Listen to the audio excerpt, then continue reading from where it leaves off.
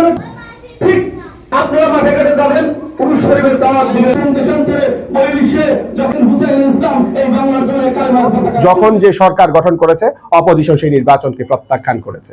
That means প্রকৃতপক্ষে যে সঠিক নির্বাচন সেই প্রতিফলন আমরা কোথাওই দেখতে পাই নাই। তাই আমাদের কথা হচ্ছে এই সমস্ত হত্যা, নির্যাতন, গুম, পেশি শক্তি, কালো টাকার ব্যবহার থেকে বেরিয়ে এসে আমাদেরকে অবশ্যই একটি আন্তর্জাতিক মানসম্পন্ন স্ট্যান্ডার্ড নির্বাচন পন্থা নির্বাচন করতে হবে। সেই নির্বাচনটা আমার বিশ্বাস আমরা অতীত থেকেই বলে আসছি বারবার যে ব্লক চেইন শব্দটি ব্যবহার করে আসছি। এই ব্লক চেইন একটা অ্যাপস, আপনারা জানেন যে এখন আমরা ব্যাংকিং লেনদেন করছি অ্যাপসের মাধ্যমে, এই মোবাইলের মাধ্যমে। এর চেয়ে বিশ্বস্ত কিছু হতে পারে না। আমরা টাকাকে সবচেয়ে বেশি সমাজে বিশ্বাস করি, সেই টাকাকেই আমরা মোবাইলের মাধ্যমে ব্যবহার করছি, বিকাশের মাধ্যমে ব্যবহার করছি।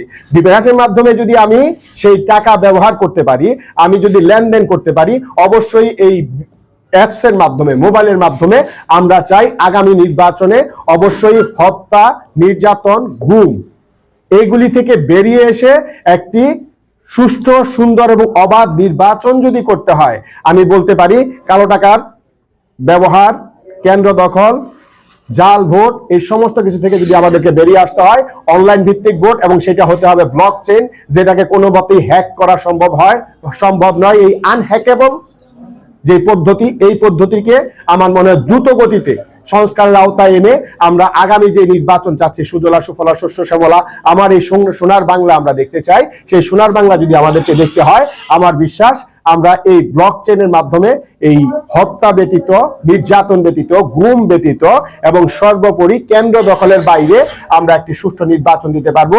এই আশা আমি আমাদের আজকে যারা অন্তর্বর্তীকালীন সরকারের আছেন তাদেরকে ধন্যবাদ জানাই যে জাকের পার্টি মাননীয় চেয়ারম্যান দীর্ঘদিন ধরে ঐক্যের কথা বলে আসছিলেন, রাজনৈতিক সংকটের কথা বলে আসছিলেন, নেতৃত্বের সংকটের কথা বলে আসছিলেন।